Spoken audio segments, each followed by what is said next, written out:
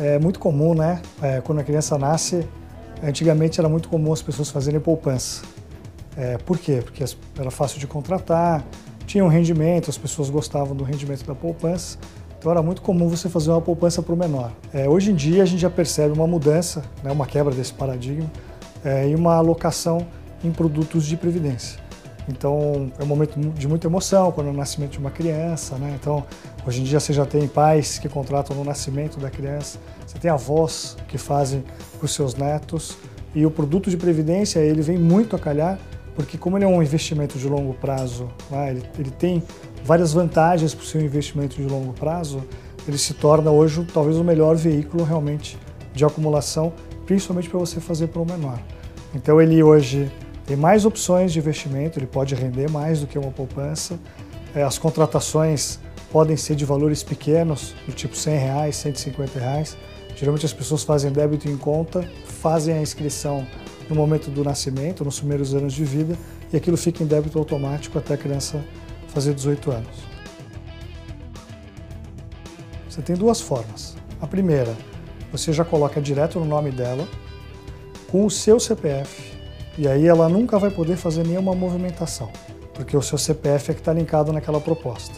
Você tem até os 18 anos, ou até os 24 se a criança estiver fazendo faculdade, desde que ela seja seu dependente financeiro, para trocar daí o seu CPF pelo dela, sem precisar trocar a titularidade do plano. E aí ela pode continuar com o plano até os 60 anos dela, ou 30, ou 40, ou o projeto de vida que você tiver pensando para a criança. A outra maneira de você contratar um plano, né, também é no nome da criança, mas é daí já com o CPF dela.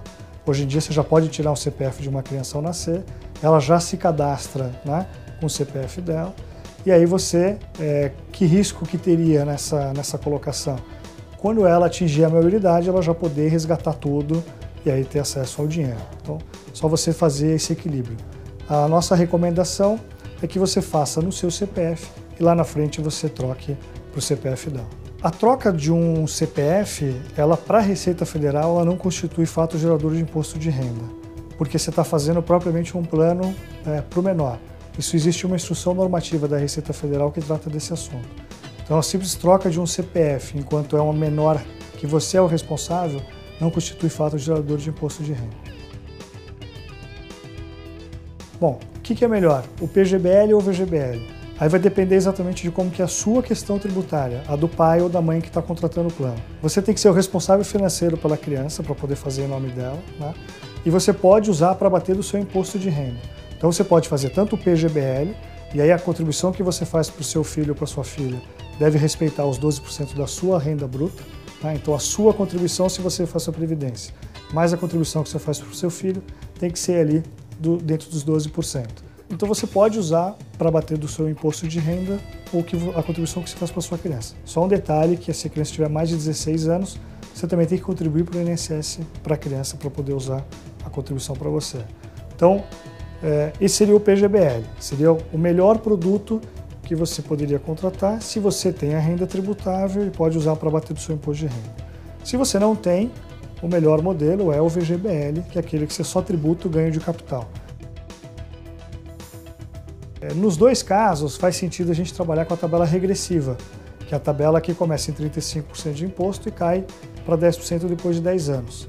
Porque a gente está falando de longo prazo. Geralmente as crianças vão começar a fazer com 0, 1, 2, 3, 4, 5 anos de idade e você vai levar até os 18, 19, 20 anos da criança. Por que é legal você começar um plano de previdência logo que a criança nasce? O fato de você começar a fazer uma contribuição mensal logo que ela nasce, por exemplo, para um valor de R$150, e aí a gente está usando aqui, no caso, uma simulação com 6% de juro real ao ano, que ainda é alto, né, se você pensar em termos do juro real que a gente está tendo no Brasil, mas como você tem acesso à previdência, a fundos com uma parcela boa de IPCA, né, que são as NTs e NBs, e você pode ter acesso a fundos com ações, uma rentabilidade de 6% projetada para frente ainda pode ser algo factível. R$150 por mês, a 6% de rentabilidade. Uma criança que nasceu, você começar a fazer agora, até os 18 anos, você vai ter mais ou menos R$58 mil, entre 58 e 60 mil reais. Isso é o que você teria para pagar hoje uma boa faculdade, né? Uma faculdade de primeira linha.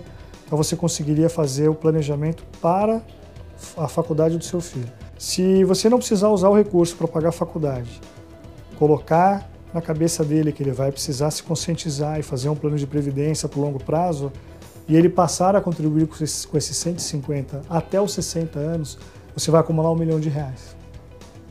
Então é o melhor jeito de você chegar a R$1 milhão de aposentadoria é abrir um plano para sua criança quando ela nascer. E com R$150 por mês, você vai conseguir atingir R$1 milhão aos 60 anos, o que vai dar uma boa aposentadoria. Hoje em dia, na Previdência, você tem acesso a vários tipos de investimento. E você pode trocar esses investimentos sempre na hora que você quiser, mesmo ele tendo o nome do seu filho. Tá? A grande vantagem é você poder criar o investimento dele hoje em fundos, obviamente, que não sejam fundos tão conservadores, porque você está trabalhando no longo prazo. Então, aqui na Icatu Seguros, por exemplo, a gente tem fundos que a gente chama de ciclo de vida, que você pode adaptar o prazo que tem o seu filho até ele concretizar o sonho que você está fazendo na Previdência, que pode ser a faculdade, por exemplo. Vamos dizer que estejam faltando 20 anos. Você pode contratar um fundo de investimento que daqui a 20 anos ele fica conservador e que durante esse tempo todo ele vai trabalhar a parte de ações e IPCA até que lá, daqui a 18, 20 anos, ele está conservador. Esses são os fundos ciclos de vida. Aqui na Icatu Seguros você também tem a opção de contratar fundos atrelados ao IPCA, que são letras do Tesouro, né? São títulos públicos federais, atrelados ao IPCA, que é como se fosse um seguro da inflação.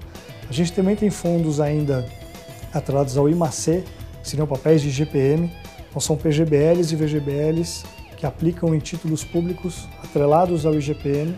E você também tem diversos tipos de fundo que fazem mix com ações, então desde o fundo com o máximo de ação possível, que é 49%, até 20% e até 10%.